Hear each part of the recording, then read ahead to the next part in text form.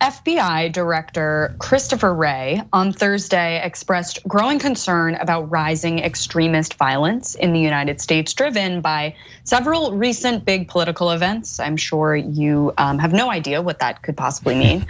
So in an oversight hearing Thursday before the Senate Judiciary Committee, Wray bluntly laid out his assertion that political violence is on the rise in the United States, but he was unwilling to pin the violence on one side or the other, or even on one issue in particular. He pointed both to ongoing election-related disputes from 2020, as well as anger following the Supreme Court's overturning of Roe versus Wade for this uptick in violence by and against Americans. So he said in this testimony that, quote, I feel like every day I'm getting briefed on somebody throwing a Molotov cocktail at someone for some issue. It's crazy. But people are acting like he has in fact chosen which side he's on and which side he thinks is more violent, including Texas Senator Ted Cruz, who focused in this hearing on a list of symbols that the FBI has deemed expressions of violence. So Newsweek reports that the Domestic Terrorism Symbols Guide, which was obtained by far-right organization Project Veritas, includes common images such as the Betsy Ross flag, an earlier design of the US flag that features 13 stars instead of 50, the Gadsden flag, the Gonzales Battle Flag, and the Liberty Tree. So Ted Cruz has a very close physical relationship with this Gonzales Battle Flag that I think we have a photo of, we can show you here. It is one of these symbols that is on this list Project Veritas released. And the senator is going to really great lengths to defend this exact symbol. So let's take a look at his most recent meltdown. Also included on this is a text that I was particularly struck, is the Gonzales Battle Flag. Come and take it. As indicative of being a violent extremist militia. Well, I will self-report right now that every day in the Senate I wear my boots that have the Gonzales Battle Flag on the back of them.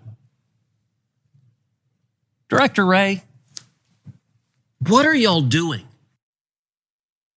So Wray responded that he didn't recognize this particular easel that Cruz had brought in and that he was referencing, but the FBI goes to great lengths to provide context and nuance when they release warnings like this. So on the one hand, we've got the director of the FBI talking about a clear uptick in politically motivated violence. And then on the other hand, we've got Ted Cruz saying that the FBI definition of violence is downright ridiculous. So what do we think here? I'll throw it to you, JR. Are we buying Cruz's defense here?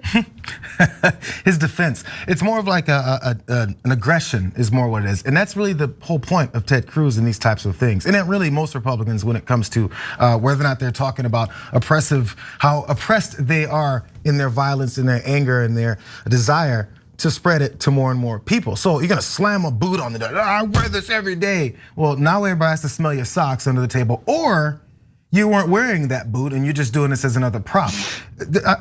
Maybe it's because we work in production and we actually see things get set up. We notice, and we're in LA, maybe, I don't know. Maybe we're exposed to the fact that there's so much fakeness in everything that these folks do. All these guys are actors, they're just on the other side of the country. So he's gonna slam his boot on the table and that sticker that he got from, that he got printed down at the Staples this morning and slapped it on the back of his boot and said, I wear this every day. And you think somebody wouldn't have talked about him wearing that filthy boot every day into the Senate without everyone noticing it before? But he has to make this political demonstration so that everyone thinks, oh man, Ted Cruz is a badass. He wears that battle flag on the back of his boot every day. What does that do for you? What does that mean?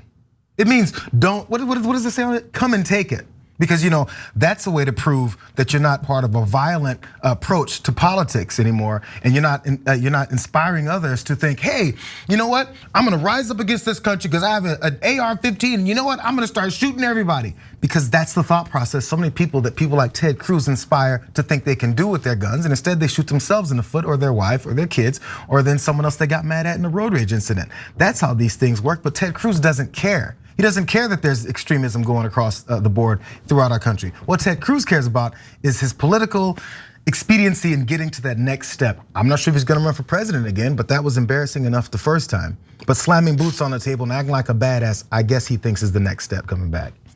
My God, yeah, like the extremism point's very important to get home, and I want to get to that in a moment. But Ted Cruz doing the boot thing, he's a person we've known to expect a lot of animation from, a lot of theatrics, but that boot anecdote set me on one. So like people have known that he's worn boots in Congress for a while. Like he's talked about this during one of the Obama filibusters back in the height of the Tea Party days during like 2012 or whatever.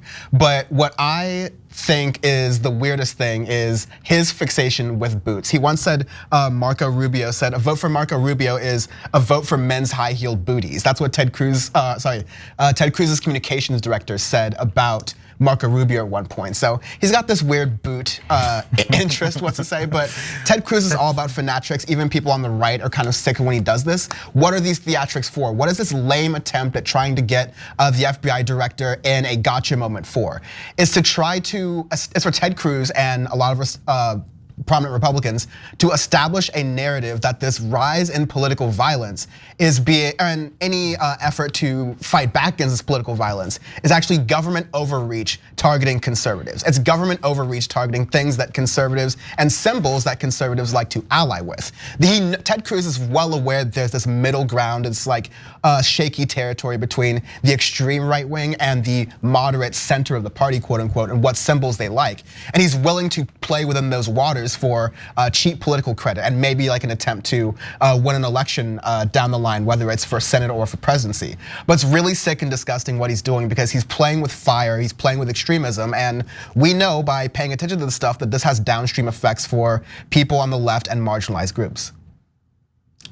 Yeah, you're absolutely right. I'm glad you pointed that out because actually a little bit later in his testimony, Wray basically details that he's on these weekly calls with sheriff's departments and local police departments, and they are just nonstop talking about the violent crime in their communities and how just these police departments are struggling. And you hit the nail on the head, Dan, when you said like, the overreach, if there is to be an overreach and a backlash to violence, politically based violence, it's not going to be targeting conservatives in Texas, or it might be in certain cities, but it's definitely not this, remember the Alamo type situation where conservatives have to like get their arsenal ready. It's going to be largely in cities, largely to communities of color. And so, yeah, you're absolutely right. He is weaponizing this moment and creating a backlash that